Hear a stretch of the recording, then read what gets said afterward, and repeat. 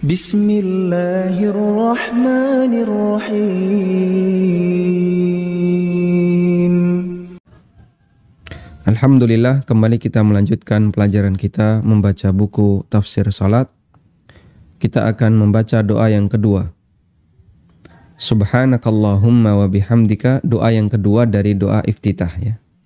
Subhanakallahumma wa bihamdika wa tabarakasmuka wa ta'ala jadduka wa la ilaha ghairuka. Sumber dari doa ini adalah hadis Aisyah radhiyallahu anha. Beliau mengatakan, kana Rasulullah sallallahu alaihi wasallam idza istaftaha as-salata qala subhanakallahumma wa bihamdika sampai akhir doa.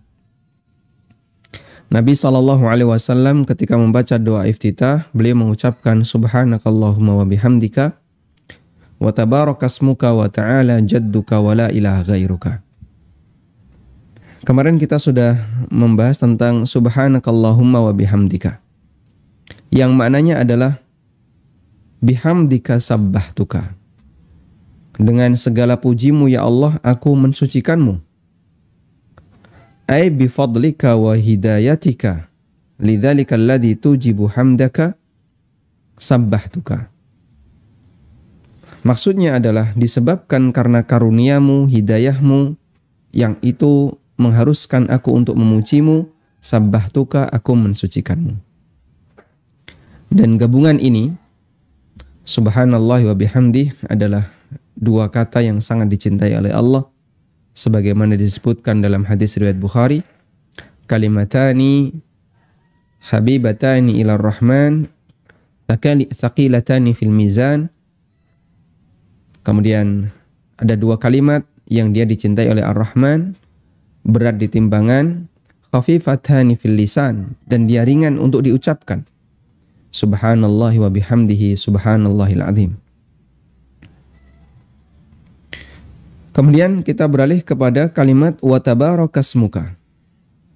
Wa tabarakasmuka, maha berkah namamu. Tabarakah hanya khusus untuk Allah. Sedangkan makhluk tidak boleh disebut tabarak, tapi makhluk disebut dengan mubarak. Berkah artinya memberikan banyak kebaikan. Berkah artinya memberikan banyak kebaikan. Ada di halaman 71. Karena nama Allah adalah sumber segala kebaikan. Dan keberkahan nama berarti keberkahan yang memiliki nama itu, yaitu Allah subhanahu wa ta'ala. Ibnu Qayyim mengatakan, al-barakatu fismika wa fima summiya alaihi yadullu ala anna dhalika sifatun liman tabaraka fa inna barakatal ismi tabi'atun li barakatil musamma. Keberkahan nama dan keberkahan pemilik nama menunjukkan ala anna dhalika sifatun, menunjukkan bahwasanya adalah sifat. Itu adalah sifat bagi zat yang maha berkah. Karena keberkahan nama mengikuti keberkahan yang memiliki nama. Dan bagian dari keberkahan nama Allah subhanahu wa ta'ala adalah nama Allah ketika disebut, maka dia bisa diiringi dengan doa. Ya Ghaffar, ighfirli. Ya Razzaq, urzuqni. Ya Rahman, ya Rahim, irhamni. Dan nama-nama yang lainnya.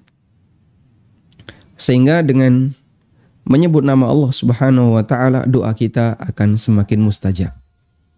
Allah Ta'ala berfirman, walillahil asma'ul husna fad'uuhu biha. Allah Ta'ala memiliki asma'ul husna, maka jadikanlah itu untuk berdoa.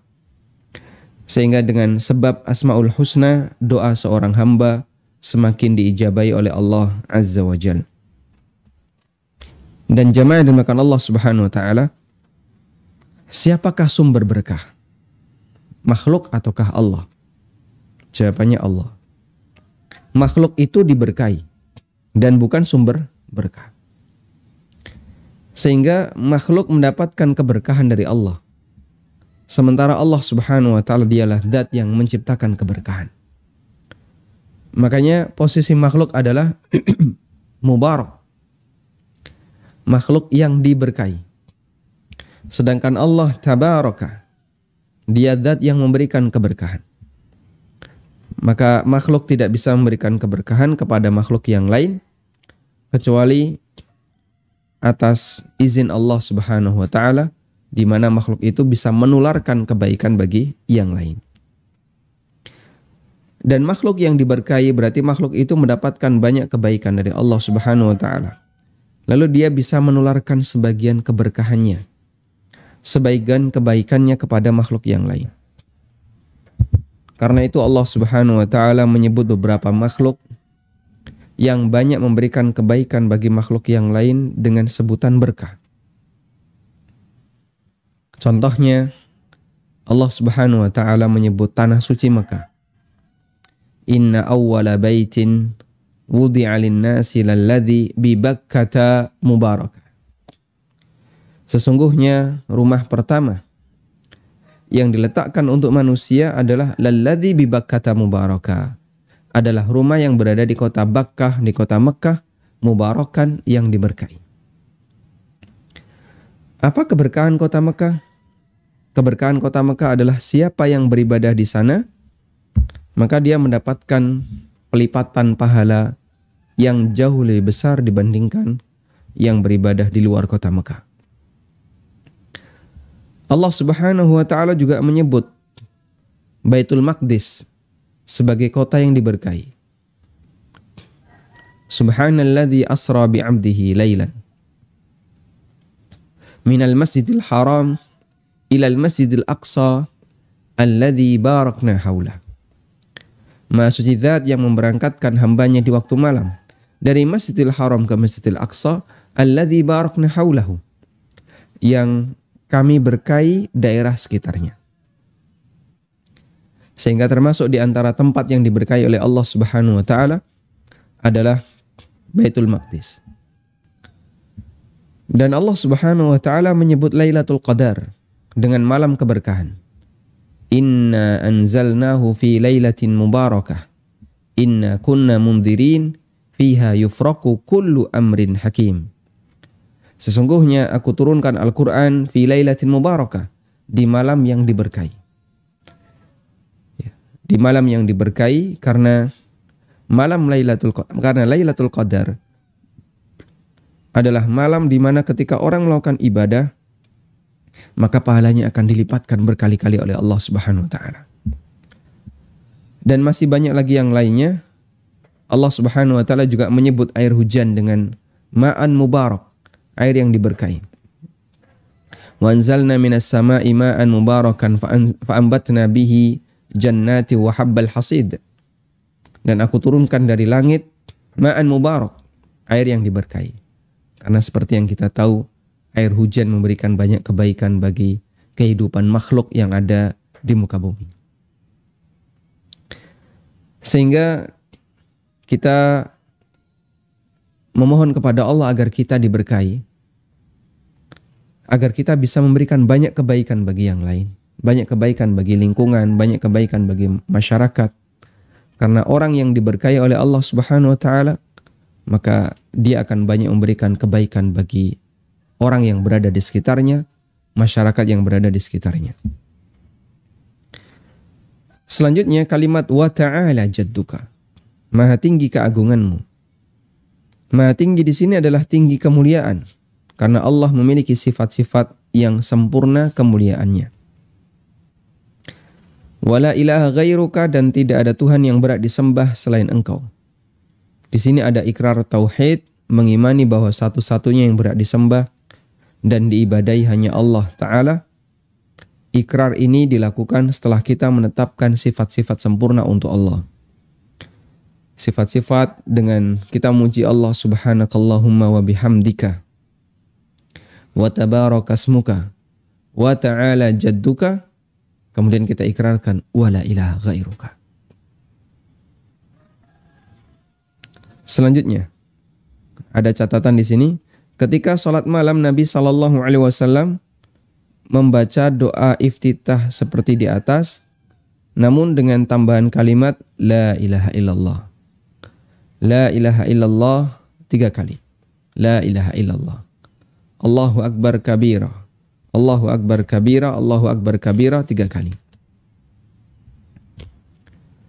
Sebagaimana yang diceritakan oleh Abu Sa'id Al-Khudri radhiyallahu anhu, beliau menceritakan kana Rasulullah sallallahu alaihi wasallam idza qama minal laili kabbara thumma yaqulu subhanakallahumma wa bihamdika wa tabarakasmuka wa ta'ala jadduka wa la ilaha ghairuka la ilaha illallah la ilaha illallah la ilaha illallah Allahu akbar kabira 3 kali. Hadisnya riwayat Ahmad, Abu Dawud dan yang lainnya. Kita bisa praktikkan semacam ini. Saat kita qiyamul lail, maka kita bisa baca kalimat semacam ini. Semoga Allah Subhanahu wa taala semakin memperbesar pahala yang kita lakukan, pahala dari amal yang kita lakukan karena kita berusaha untuk mengamalkan sunnah Nabi sallallahu alaihi wasallam. Berikutnya adalah doa yang ketiga. Allahu akbar kabira walhamdulillahi katsira wa subhanallahi bukratan wa asila. Allahu akbar kabira. Allah Maha besar. Kabira, aku mengagungkannya. Walhamdulillahi katsira. Dan segala puji hanya milik Allah. Katsiran, dengan pujian yang banyak. Wa subhanallahi bukratan wa asila. Dan Maha suci Allah baik di waktu pagi maupun di waktu sore. Masya Allah. Kita coba baca sumber doa. Doa ini memiliki keutamaan yang besar. Pintu-pintu langit dibuka karena doa ini. Dari Ibnu Umar radhiyallahu anhu, beliau menceritakan, bainama nahnu nusalli ma'a Rasulillah sallallahu alaihi wasallam idh qala rajulun minal qaum Allahu akbar kabira walhamdulillahi katsira wa subhanallahi bukratan wa asila. Lalu Rasulullah sallallahu alaihi wasallam bertanya. Jadi orang itu membaca, dia sebagai makmum, didengar oleh Nabi sallallahu alaihi wasallam. Kemudian Nabi sallallahu alaihi wasallam seusai salat beliau bertanya, siapa yang membaca doa tadi, doa seperti ini? Jawab salah satu jamaah, saya ya Rasulullah. Kemudian Nabi SAW bersabda, Ajibtu laha, futihat laha abwabus sama. Aku kagum dengan doa ini. Pintu-pintu langit dibuka karena doa ini. Allahu akbar kabira, walhamdulillahi katsira. Ibnu Umar radhiyallahu anhu ketika mendengarkan sabda Nabi SAW terkait doa ini, beliau mengatakan, Fama taraktuhunna mundu sami'tu Rasulullah sallallahu alaihi wasallam yaqulu dzalika. Sejak saya mendengar Rasulullah sallallahu alaihi wasallam bersabda demikian, saya tidak pernah meninggalkan doa ini. Sehingga setiap kali membaca iftitah, beliau membaca doa Allahu akbar kabira walhamdulillahi katsira wa subhanallahi bukratan wa asila. Jika kita membaca doa iftitah ini dengan serius, kita bisa bayangkan pintu langit dibuka dalam rangka menyambut naiknya doa ini. Dan Allah Subhanahu wa taala mengatakan dalam Al-Qur'an, Ilaihi ya'rujul kalimut tayyib wal amalus salih. Ilaihi yas'adul kalimut tayyib wal amalus salih. Kepada Allah Subhanahu wa taala, kalimat-kalimat yang indah itu akan naik. Sehingga kalimat tayyibah berupa pujian untuk Allah dinaikkan oleh Allah Subhanahu wa taala. Maka ketika kita memuji Allah, Allahu akbar kabira walhamdulillahi katsira, atau pujian yang lainnya, subhanakallahumma wa bihamdika wa tabarakasmuka, maka pujian-pujian itu akan naik ke langit. Dan terutama yang mendapatkan ketegasan dari Nabi SAW, seperti kalimat Allahu akbar kabira walhamdulillahi katsira. Sekarang kita akan lihat tafsir dari doa. Apa makna Allahu Akbar kabira? An-Nawawi menjelaskan, qauluhu Allahu Akbar kabira, kabiran di sini mansub bi fi'lin mahdzuf. Ai kabbartu kabiran au dzakartu kabiran. Kalimat Allahu Akbar kabira, kata kabira mansub sebagai objek karena ada kata kerja yang tidak disebutkan, yaitu kabbartu, aku bertakbir.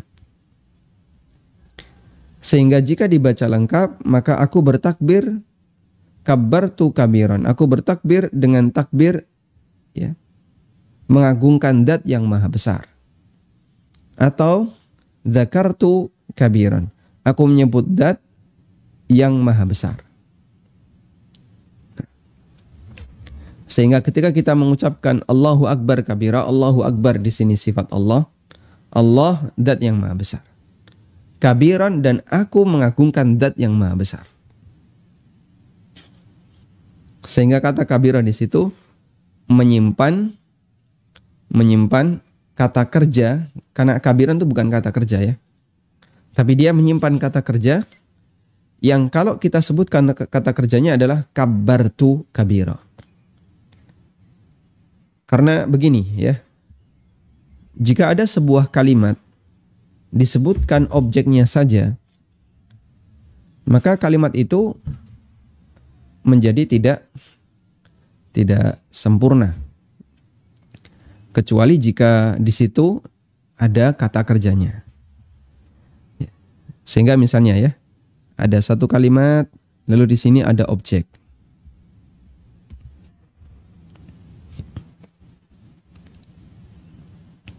Maka bisa kita pastikan di sini harus ada kata kerja agar objek ini bisa berfungsi sebagai objek. Dalam bahasa Arab seperti itu banyak, dalam bahasa Indonesia seperti itu juga banyak. Sehingga misalnya kita mengucapkan, kamu mau pergi kemana? Mau kemana Pak? Mau kemana? Atau kalimat yang lebih ringkas lagi, kemana? Ke pasar. Kita mengucapkan ke pasar. Namanya kalimat atau kata ke pasar itu pasti sebelumnya akan ada kalimat sebelumnya atau kata sebelumnya. Ke pasar, ini titik-titik ke pasar. Nah, titik-titik ini bisa kita isi ya. Bisa kita isi gelundung ke pasar. Berlari ke pasar. Berjalan ke pasar. Yang jelas di sini pasti akan ada kalimat. Oh, ternyata ini kalau kita isi jadinya pergi ke pasar. Contoh yang lain misalnya. Itu kambingnya Pak, itu kambingnya. Misalnya ada orang teriak ke orang lain, itu kambingnya. Lalu maksudnya apa? Tangkap kambingnya. Sehingga cuma disebutkan objek saja. Padahal di situ sebelumnya ada kata kerja. Nah, dalam bahasa Arab kita jumpai dalam beberapa dzikir. Contohnya subhanallah. Subhanallah. Kata subhanallah ini dia mansub. Mansub artinya berstatus sebagai objek. Mansub dalam posisinya sebagai objek. Bagi yang sudah belajar bahasa Arab insya Allah paham ya. Ya meskipun tidak semua mansub itu objek. Kenapa dia menjadi objek? Terus kata kerjanya mana? Nah, kata kerjanya adalah sebelumnya. Sabbahtu subhanallah. Sabbahtu subhanallah. Aku bertasbih dengan mengucapkan subhanallah. Sehingga dengan kalimat ini maka tersusunlah kalimat yang lengkap ya. Di sini ada subjek dan predikat. Predikatnya adalah kata kerja. Aku bertasbih subhanallah. Baik. Nah, ini yang kita sebut dengan fi'il atau kata kerja yang diasumsikan. Kalau dalam bahasa Arab disebut dengan fi'il yang ditakdirkan. Maksudnya adalah fi'il yang diasumsikan. Akan menjadi sempurna kalimat itu kalau ada yang diasumsikan. Sabbahtu subhanallah. Allahu Akbar. Allahu Akbar. Kabira. Allah Maha Besar. Kalimat sempurna tidak? Sempurna. Ini kalimat sempurna. Allah Maha Besar, kalimat sempurna. Tapi tiba-tiba ada kata kabiron. Kabiron ini mansub. Mansub sebagai objek. Nah, ini enggak sempurna. Harusnya ada kata pendahulunya. Nah, kata pendahulunya ini apa? Kata pendahulunya adalah kabartu atau zakartu. Kabartu atau zakartu. Kabiron. Kabiron artinya apa? Yang maha besar. Allahu Akbar. Allah zat yang maha besar. Allah zat yang besar, sempurna, ya. Kalimat di sini sempurna. Lalu kabartu kabira, aku mengagungkan zat yang maha besar. Sehingga kabiran di sini adalah salah satu sifat Allah Subhanahu wa taala. Kabartu kabiran, dan aku mengagungkan zat yang maha besar. Atau zakartu kabiran, dan aku berzikir menyebut zat yang maha besar. Itu penjelasan yang disampaikan oleh An-Nawawi. Sehingga ketika kita mengucapkan Allahu Akbar kabira, maka di situ kita memahami, pertama kita sedang memuji Allah, Allahu Akbar, Allah zat yang maha besar, dan kita juga memahami di situ kita sedang mengagungkan Allah, wa kabbartu kabir, dan aku mengagungkannya, dialah zat yang maha besar. Walhamdulillahi katsira, dan segala puji bagi Allah, katsiran, dengan pujian yang banyak. Kata alhamdulillah sangat sesuai jika diiringi dengan katsira. Dan sering kita jumpai walhamdulillah diiringi dengan katsira. Karena demikian banyaknya sebab terpuji untuk Allah. Dialah zat sumber segala kebaikan.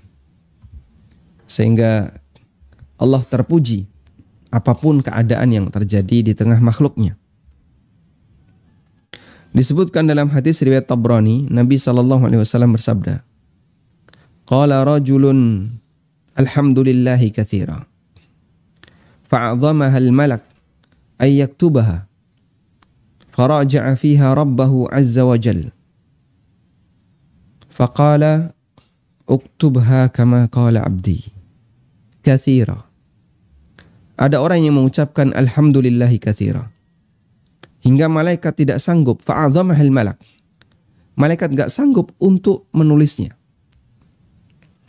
Faraja'a fiha rabbahu, lalu dia pun menghadap Allah azza wa jalla.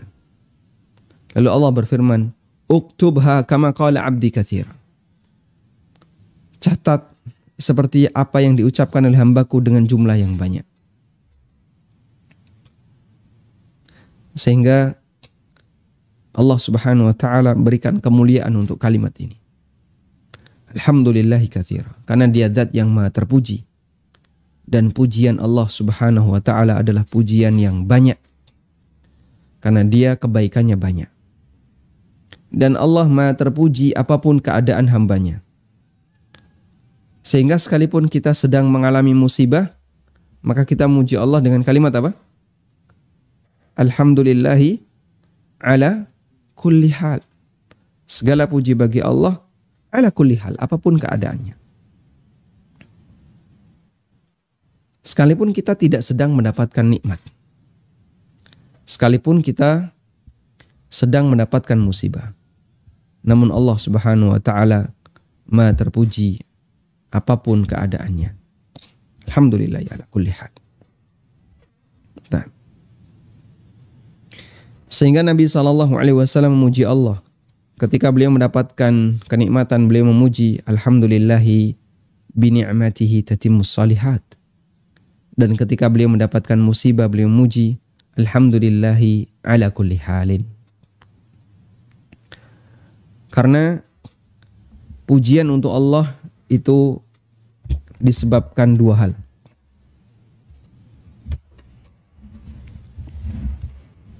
Pujian untuk Allah.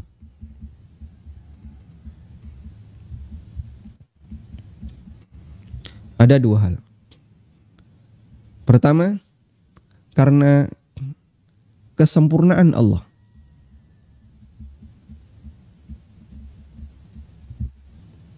Dan Allah Subhanahu wa ta'ala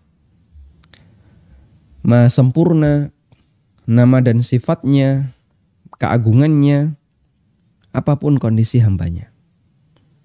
Sehingga sekalipun hambanya sedang mengalami musibah, Allah tetap maha sempurna, maha agung, maha mulia. Sekalipun hamba sedang menghadapi berbagai macam ujian, sedang menghadapi berbagai macam cobaan, ada musibah A, musibah B, musibah C, dia sakit, ada yang keluarganya meninggal, rumahnya kebakaran, mobilnya hancur, apalagi misalnya. Kemudian lingkungannya kebanjiran, semuanya bertubi-tubi dia alami. Tapi Allah tetap maha sempurna. Sehingga sang hamba tetap diperintahkan untuk memuji Allah Subhanahu wa ta'ala karena kesempurnaannya. Yang kedua, pujian untuk Allah, sebab yang kedua adalah karena Allah Subhanahu wa ta'ala memberikan kebaikan bagi hamba.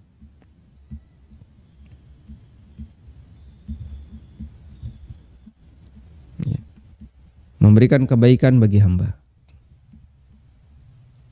Sehingga kita memuji Allah Subhanahu wa ta'ala karena kita memberikan kebaikan bagi hamba. Karena Allah Subhanahu wa ta'ala telah memberikan kebaikan bagi kita. Saya ulang. Kita memuji Allah karena Allah memberikan kebaikan bagi kita. Sehingga kita mengucapkan alhamdulillah dapat rezeki. Alhamdulillah sehat. Alhamdulillah urusan lancar. Alhamdulillah dimudahkan. Sehingga kita memuji Allah Subhanahu wa ta'ala. Namun kalaupun ini tidak ada, kita tetap memuji Allah karena Dia adalah zat yang maha sempurna. Nah,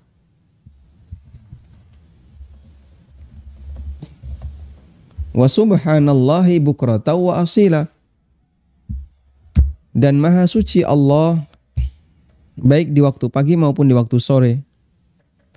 Dan kata subhanallah pantas untuk digabungkan dengan bukratan wa asila, baik di waktu pagi dan sore. Karena setiap orang yang melihat kekurangannya dalam rentang waktu pagi sampai sore, sedangkan Allah disucikan dari semua kekurangan tersebut. Sehingga kita memuji Allah setiap pagi dan sore. Dan mensucikan Allah setiap pagi dan sore. Karena Allah zat yang maha suci dari segala kekurangan. Apapun yang dialami oleh hambanya selama pagi sampai sore. Wallahu a'lam. Kemudian doa yang keempat. Alhamdulillahi hamdan katsiran tayyiban mubarakan fi. Segala puji bagi Allah, hamdan katsiran, dengan pujian yang banyak, tayyiban yang baik, mubarakan fi, dan pujian yang diberkahi fihi di dalamnya. Sumber doa. Doa ini memiliki keutamaan di mana ada 12 malaikat berlomba. Siapakah di antara mereka yang akan mengantarkannya kepada Allah Subhanahu wa ta'ala. Sahabat Anas bin Malik radhiyallahu anhu bercerita, ada orang yang datang ke masjid lalu masuk ke shaf sementara nafasnya tersengal-sengal. Kemudian dia membaca alhamdulillahi hamdan katsiran tayyiban mubarakan fi. Seusai salat Nabi SAW bertanya, siapakah yang mengucapkan doa ini tadi?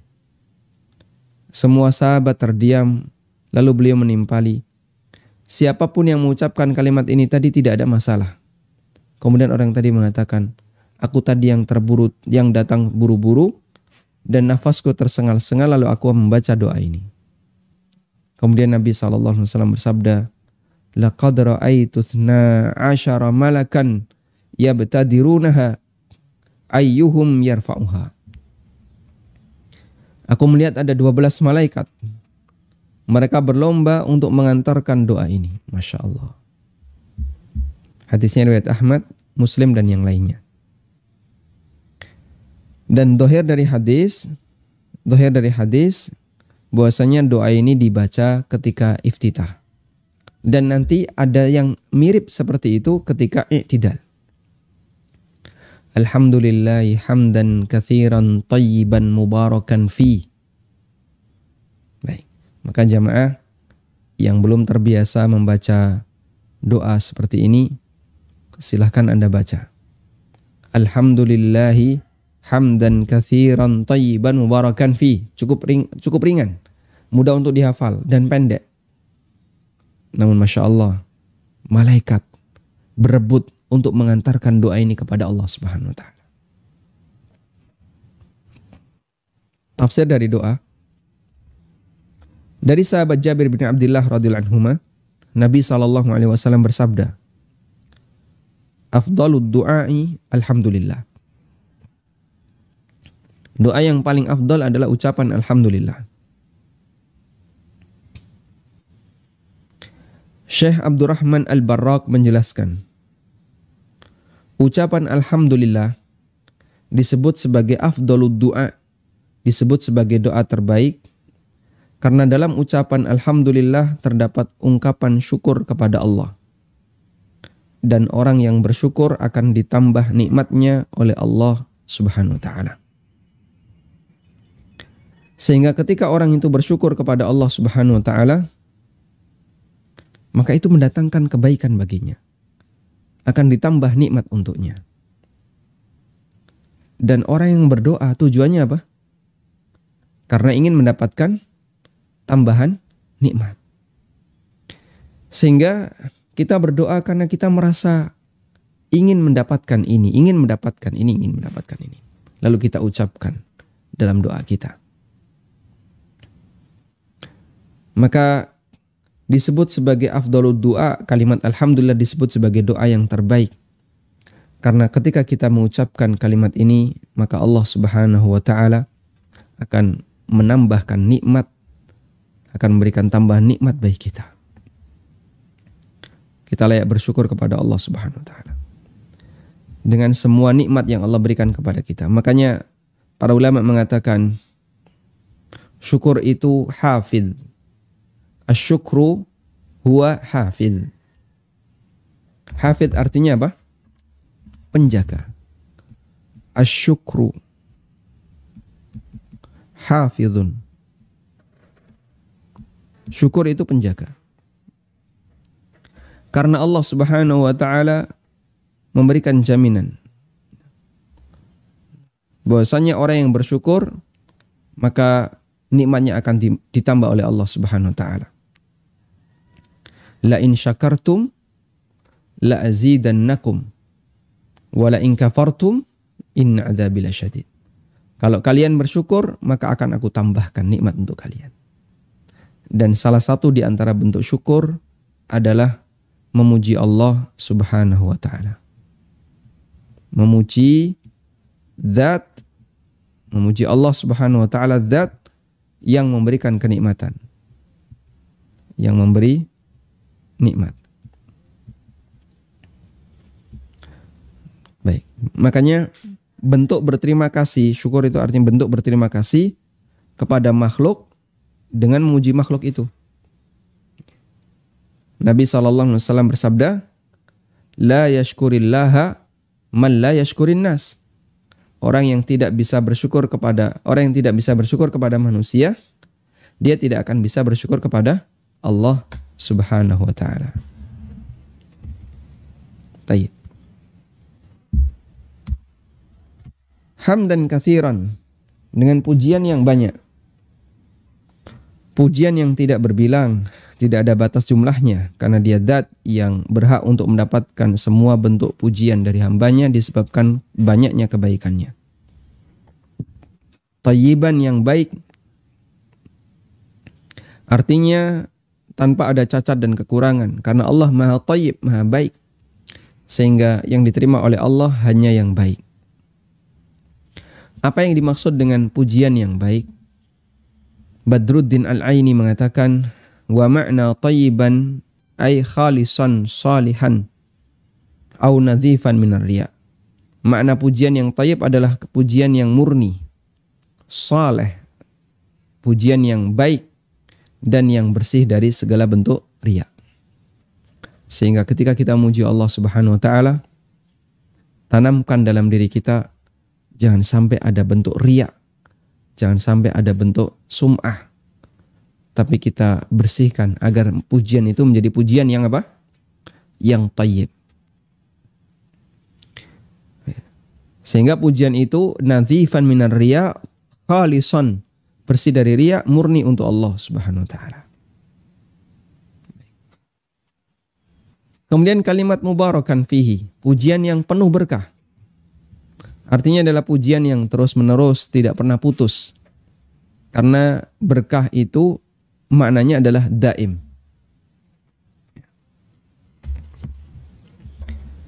Jadi kata al-barakah,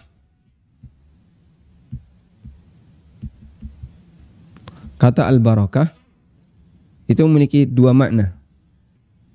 Yang pertama adalah al-khairul katsir,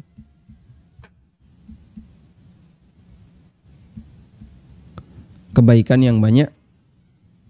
Yang kedua adalah daimun, langgeng. Jika ada sebuah objek yang dia memiliki banyak kebaikan dan itu dilakukan secara terus-menerus, maka objek itu adalah objek yang diberkahi. Makhluk yang diberkahi adalah makhluk yang memberikan banyak kebaikan dan kebaikan itu terus-menerus. Makanya dalam bahasa Arab, sumur itu disebut dengan birkah. Birkah artinya sumur. Kenapa disebut birkah? Karena sumur itu sumber air, kebaikannya banyak. Dan daim terus-menerus. Makanya kan sumur itu sekalipun airnya diambil berkali-kali, dia nggak habis airnya. Ya ada sumur tertentu yang kadang habis ya. Tapi banyak sumur yang ketika airnya diambil bertahun-tahun tidak habis. Selalu ada. Dan keajaiban sumur ya. Airnya diambil bertahun-tahun nggak habis. Airnya didiamin aja nggak pernah diambil juga nggak luber. Ada nggak sumur yang luber gara-gara ini nggak pernah dipakai? Akhirnya airnya meludak keluar. Ada? Tidak ada. Tidak kita jumpai ya, kecuali kalau terjadi apa namanya artosis, ya, yang artosis apa artosis, yang airnya kemudian muncrat keluar, ya, malah jadi lapindo, lumpur ya yang keluar. Tayyib, makanya dia disebut birkah karena ketika sesuatu itu banyak memberikan kebaikan dan kebaikan itu langgeng, maka dia adalah sesuatu yang diberkahi. Dalam Aunul Ma'bud dinyatakan hamdan dza barakatin daiman la yanqati'u li'anna ni'amahu la tanqati'u anna, yaitu pujian yang berkah yang tidak putus, yang tidak terputus karena nikmatnya kepada kita tidak pernah putus. Fayambagi ayyakuna hamduna ghaira munqati'in aydan walau niyatan wa i'tiqadan. Sehingga selayaknya pujian kita juga tidak pernah putus meskipun hanya sebatas niat dan keyakinan. Masya Allah.